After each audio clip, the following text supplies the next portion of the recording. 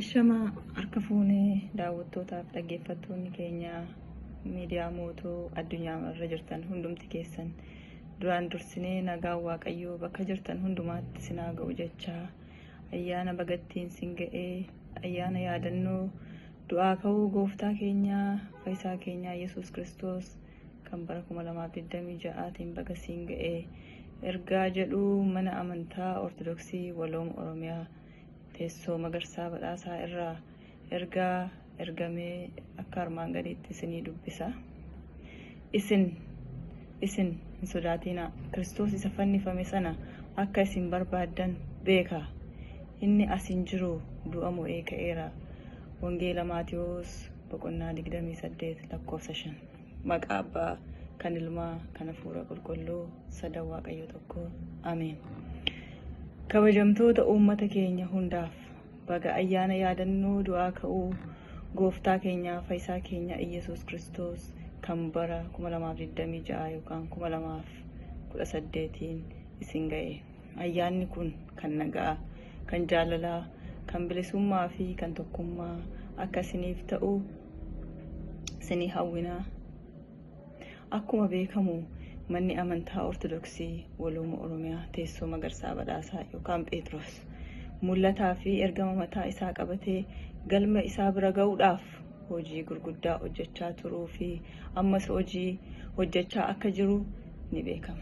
Kunis gabaabaadhumatti gaafa ibsinu sabni keenya, sabni Oromoo, hordoftoonni amantaa kanaa akkuma saba kamii afaan isaa, aadaansaa, duudhaansaa, safuunsaa, amantaansaa kabajamee fi mana amantaa isaa keessatti bilisummaadhaan waaqa isaa akka waaqeffatu afaan isaan gaabbii galee mootummaa Waaqayyoo akka dhaalu taasisuudha.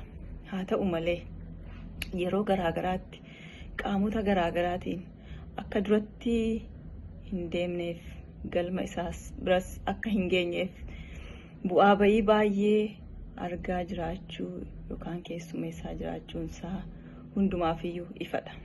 Kunis kan ta'uu danda'ee namoonni garaagaraa ajandaa kana madda galii godhachuudhaan kaayyoo ka'aniifis dagatanii bu'aa yerootiin goyyomfamanii gara boodaatti deebi'uu isaaniiti. Warroonni biraa immoo dhiibbaa garaagaraa isaanirra ga'u sodaatanii abdii kutatanii boodatti deebi'aniiru. Haa ta'u malee namoonni amma ammaatti ejjennoo isaanii hin jijjiirin biyya keessaa fi biyya alaatti tokko ta'anii qindaa'anii dhugaa fi imaanaa saba keenyaa dhiisnee duubatti hin deebinu jechuudhaan aarsaa qabsoon afuuraa kun gaafatu hundumaa kaffalaa jiru.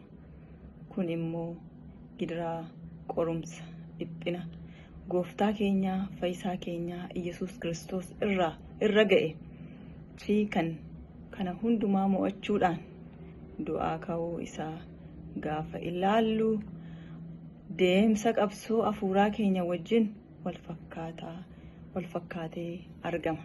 Akkuma beekamu gooftaan keenyaa fayyisaan keenya Yesuus Kiristoos gaafa qabame sana hundumtuu isa dhiisanii baqatanii fannoo isaa qabatanii fannoo isaa jala amma dhumaatti kan dhaabbatanii argaman haadha keenya qulqulleettii dubaroo Maariyaamii fi qulqulluu Yohaannis qofadha. Warri inni fayyisee fi beela baasee akka inni du'uuf irratti ragaa bahani. Waliigaluun waaqa dhugaa kan ta'e dhugaa fannisan, ajjeesanii, hin awwaalani.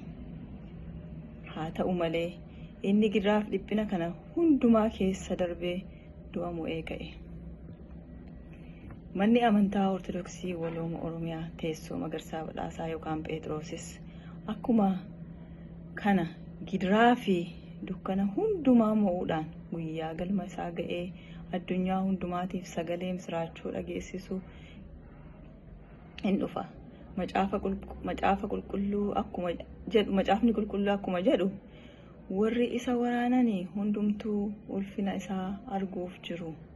Akkuma jedhu manni amantaa Ortodoksii Waloo Oromiyaa teessoo Magarsaa Badhaasaa balleessuudhaaf warri waan qaban hundumaa itti duulanis kabaja isaa arguuf jiru waan ta'eef nuti bakka jirru hundumaatti harka wal qabannee kaayyoo keenya galmaan geenyee Waaqayyo biraa eebba akka argannuuf kutannoodhaa fi kadhannaadhaan jabaannee akka dhaabbannu isin yaadachiisna. Asumaan ayyaana kana gaafa kabajnu namoota rakkina garaagaraa keessa jiran hundumaa waan humni keenya danda'uun bira dhaabbachuudhaan dirqama namummaa keenyaa fi amantaa keenyaa akka baanu maqaa Waaqayyo Gooftaa keenyaa Fayyisaa keenyaa Yesuus Kiristoosiin amma du'aatti nu jaallateen isin yaadachiisna. Gumii mana amantaa Ortodoksii Walooma Oromiyaa teessoo Magarsaa Badhaasaa yookaan Phexros damee Ameerikaa irraa horaa bulaa deebanaa fayyaa ta'aa ayyaana gaarii.